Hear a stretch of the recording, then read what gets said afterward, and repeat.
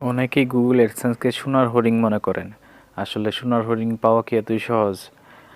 সোনার হরিণ যদি সহজে পাওয়া যেত তাহলে সবাই পেয়ে যেত। সো আজকে আপনাদের সাথে 5টি কারণ আলোচনা করব, যে 5টি কারণে গুগল অ্যাডসেন্স অ্যাকাউন্ট লিমিট হয়ে থাকে।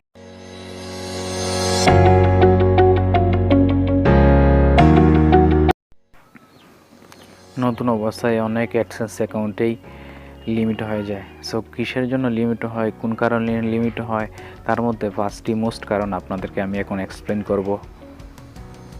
অ্যাডসেন্স অ্যাপ্রুভ হওয়ার পর প্রথম যে ভুলটি আমরা সাধারণত করে থাকি নতুনরা, সেটি হলো নিজের ওয়েবসাইটে গিয়ে নিজে অ্যাড দেখা এবং নিজে অ্যাডের মধ্যে নিজে ক্লিক করা।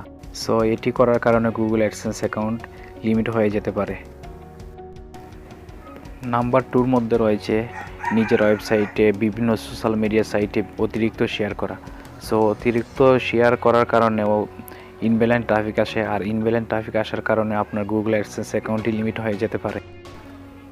নাম্বার 3-তে আমরা যে ভুলটি করে থাকি সেটি হলো ওয়েবসাইটকে বন্ধুবান্ধবের কাছে লিঙ্ক বারবার শেয়ার করা, আর লিঙ্ক শেয়ার করে বন্ধুবান্ধবের মাধ্যমে বেশি বেশি ক্লিক আনা। সো বন্ধুবান্ধবের কাছ থেকে বেশি বেশি ক্লিক আনার কারণেও আপনার গুগল অ্যাডসেন্স অ্যাকাউন্টটি লিমিট হয়ে যেতে পারে। নাম্বার 4-এ আমরা যে মিস্টেকটি করে থাকি সেটি হলো থার্ড পার্টি থেকে ওয়েবসাইটে ট্রাফিক আনা। সো থার্ড পার্টি থেকে যখন ওয়েবসাইটে ট্রাফিক আনবেন সেক্ষেত্রেও আপনার গুগল অ্যাডসেন্স অ্যাকাউন্টটি লিমিট হতে পারে। নাম্বার 5-এর মধ্যে যে কারণটি রয়েছে সেটি হলো বিভিন্ন পেইড প্রমোশনের মাধ্যমে ওয়েবসাইটে ট্রাফিক আনা। সো প্রমোশনের মাধ্যমে যদি ওয়েবসাইটে ট্রাফিক আনেন সেক্ষেত্রেও আপনার অ্যাডসেন্স অ্যাকাউন্টটি লিমিট হতে পারে। সো গুগল অ্যাডসেন্স অ্যাপ্রুভ হওয়ার পর আপনি যদি এই 5টি মিস্টেক করে থাকেন সেক্ষেত্রে আপনার গুগল অ্যাডসেন্স অ্যাকাউন্টটি 99% অ্যাড লিমিট হওয়ার সম্ভাবনা আছে। সো এই মিস্টেকগুলো করা যাবে না।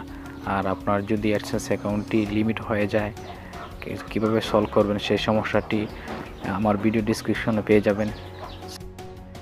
সো আজকের ভিডিওটা যদি ভালো লাগে থাকে লাইক, কমেন্ট অ্যান্ড শেয়ার করবেন, আর আমার চ্যানেলটি সাবস্ক্রাইব করে আমার পাশে থাকবেন।